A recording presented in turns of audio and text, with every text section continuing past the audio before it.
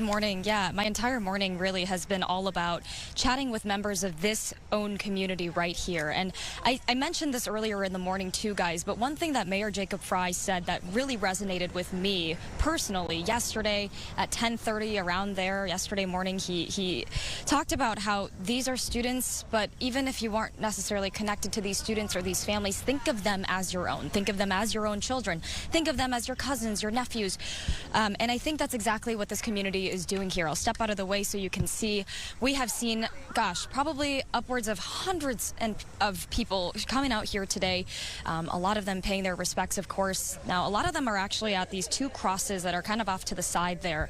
That was dropped off by a woman named Pam. She is with Lutheran Church Ministries, and she really travels all across the country with comfort dogs and makes sure that everyone has the support they need during times like these. Just to the left here, you can see this group of people in these blue-colored shirts. They are also part of Lutheran Church Ministries, and you can see those comfort dogs out there.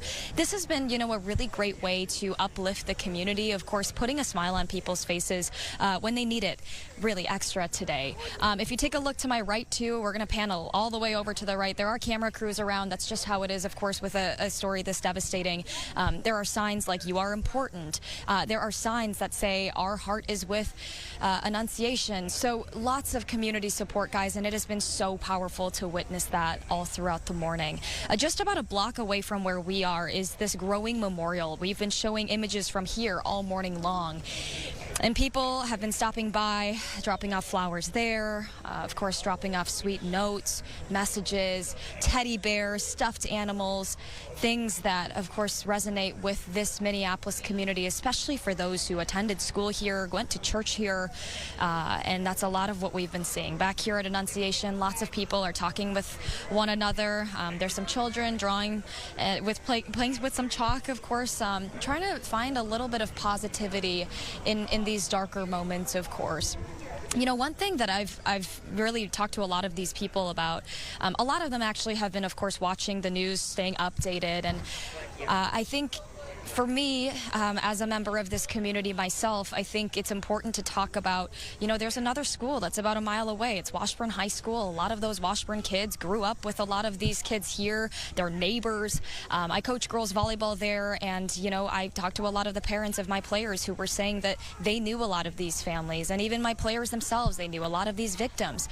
So I think it goes to show that this impacts really every single person in this Minneapolis community, whether you have a personal connection to Annunciation or not.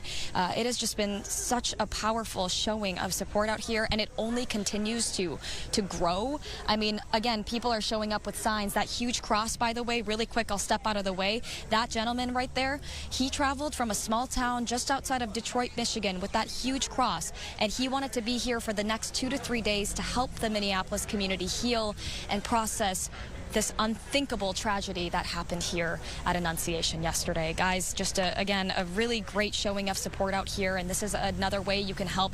By the way, there is a prayer service at Basilica of St. Mary tonight at 5:30 if you are interested in kind of getting involved. You can also text ACF1 to the number 41444 to donate to the Minneapolis Foundation as well. Back to you guys. Yeah, and to your point, showing us the gentleman who came here from Detroit, a lot of people will be leaning on their faith during a time like this. We showed in the memorial, too. I don't know if you saw in the close-up, there were a lot of books.